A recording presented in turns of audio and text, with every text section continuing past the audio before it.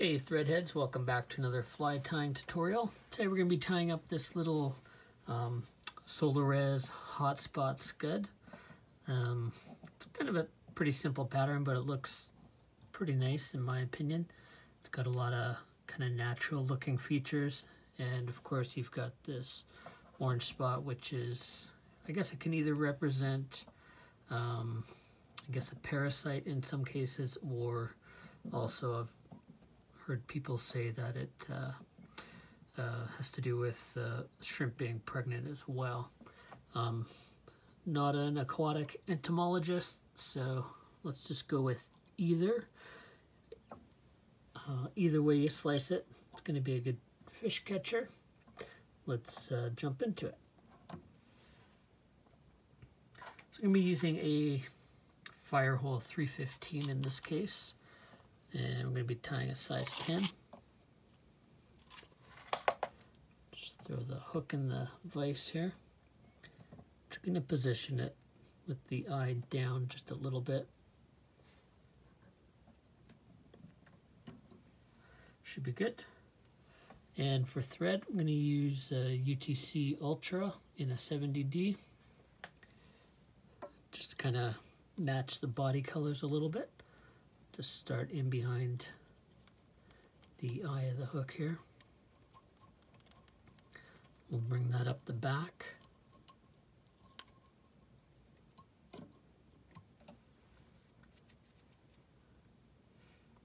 We're going to start off, we're going to tie in just some legs in the back here.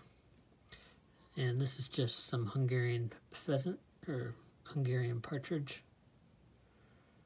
And we'll just take a few of these fibers off the back.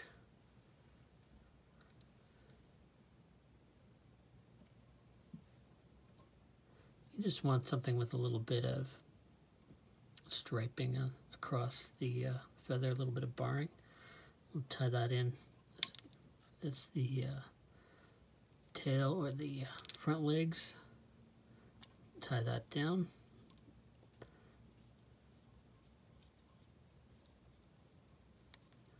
And we'll just take the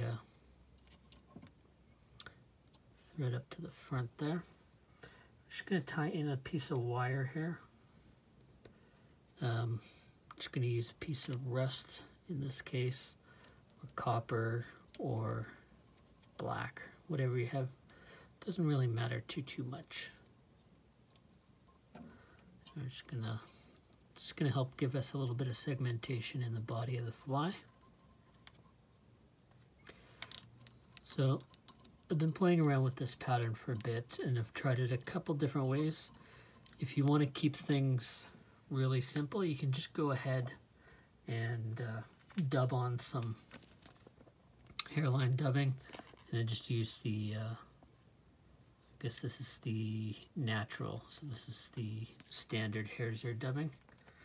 And I do prepare it a little bit when I'm putting it in, but I'm just going to try and show you here. I'm just going to do a little bit of a dubbing loop. So I've got my dubbing tool here. And just create a little bit of a dubbing loop.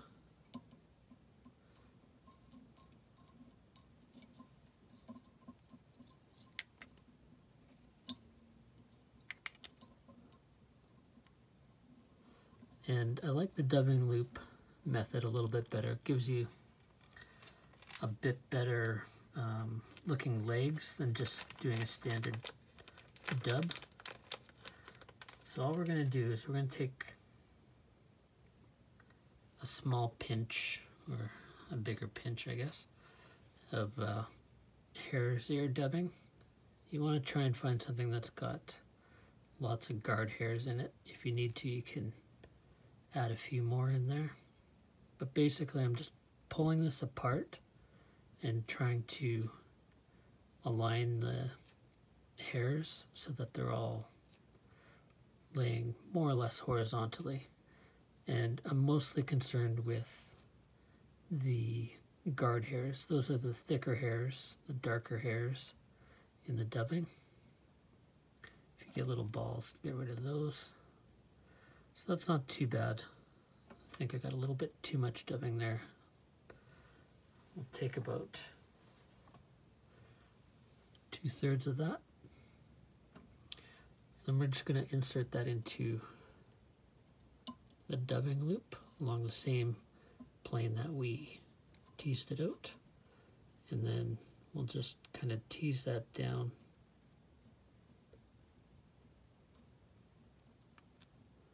Spread it out along the length. Then we'll give that a few good spins when we think we got it where it needs to be.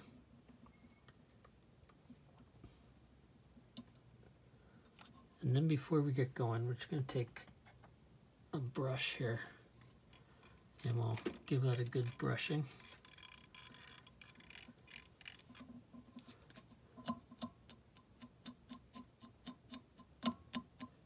You can kind of see like all those guard hairs will come out a little bit.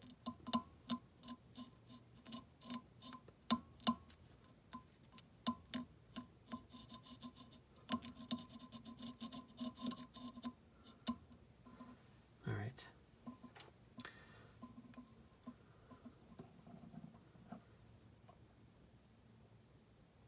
So we'll go ahead and we're just going to palmer this like we would like a hackle almost. You want to come right back to the tail. You just want to be careful you don't catch the wire or the tail section there. I'm just going to wind that forward.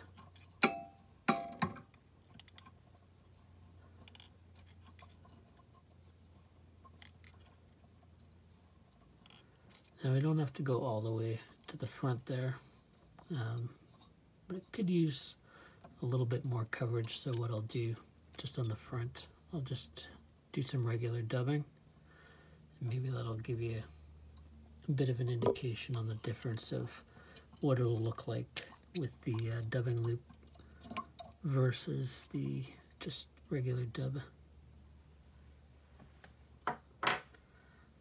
So I'll just take a little bit of dubbing on the front, and I'm just going to dub that the same way I normally dub a nymph. Not going to go too tight on that noodle though.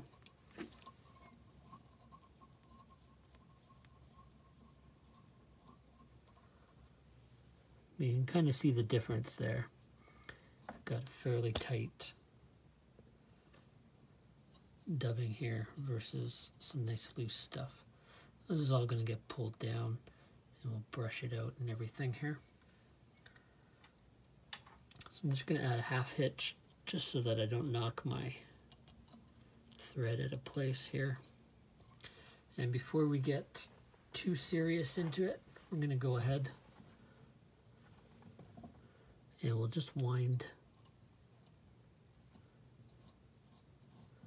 our ribbing through there. So you want to just kind of pull it over. You want to try not to trap any of these fibers. So you can just kind of pull that down a little bit just to make sure we're trapping as few as possible. And then we'll give that a good brush once we get to the head of the fly.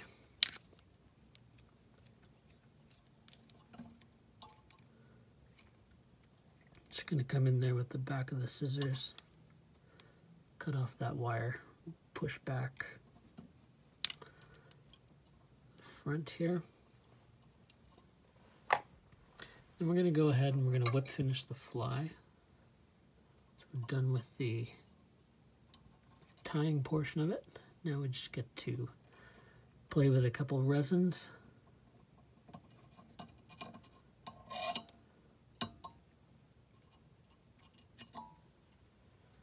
Okay. So let's just go ahead, we'll brush that down on both sides.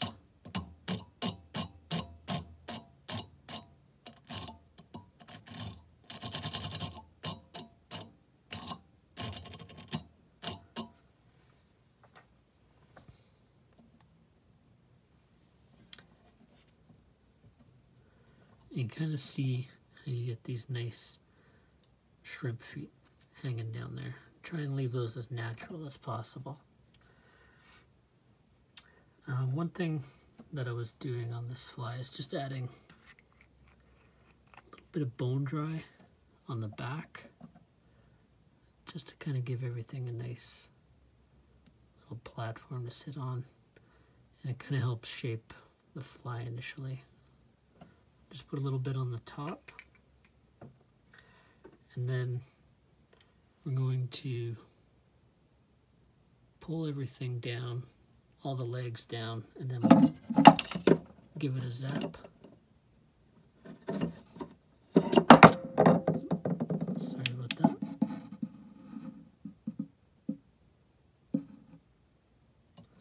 That'll help lock those fibers in place here.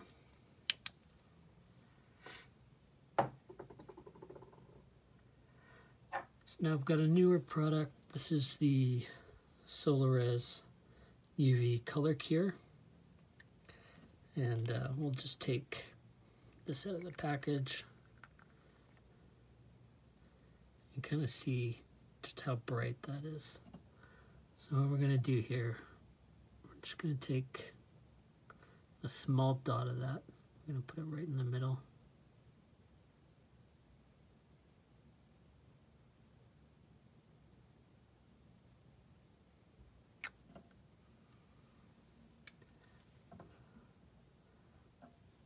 We'll let that get into the position we want it in.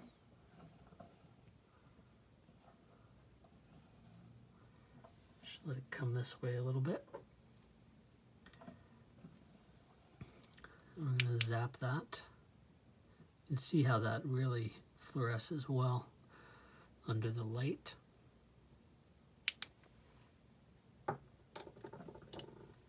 Alright, and next we're going to take a little bit of the thick Solarez. This gives you a little bit more time to play with it if you need to make any adjustments.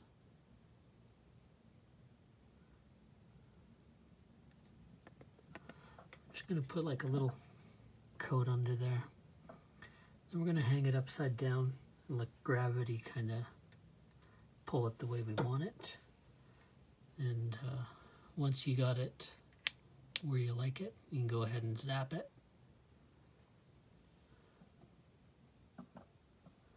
And give that a few seconds to cure because you're going through a little bit more material, but you can kind of see how that's starting to work.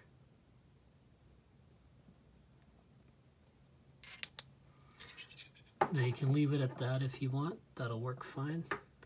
Or you can come in and kind of fill out the sides a little bit. I'm just going to add a touch more material on the side.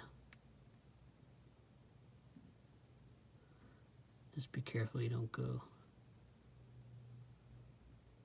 too heavy on that.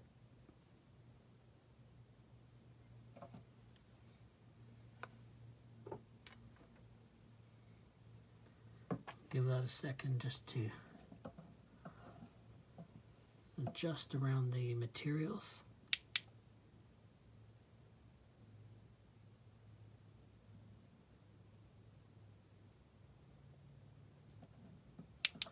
And we'll just add a little bead on the front side here as well.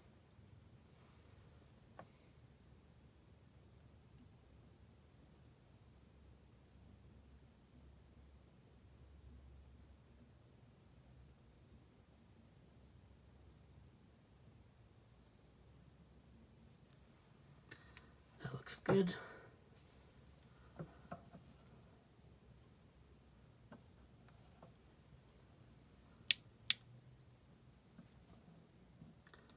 And if you want to trim up those legs a little bit, we can definitely do that.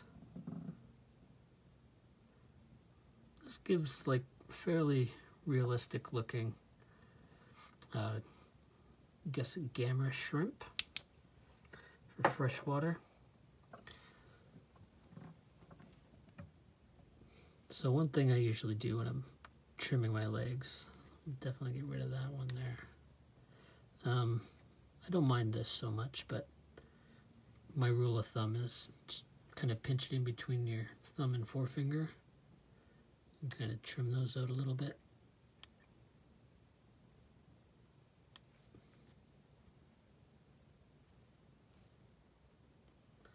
There you go.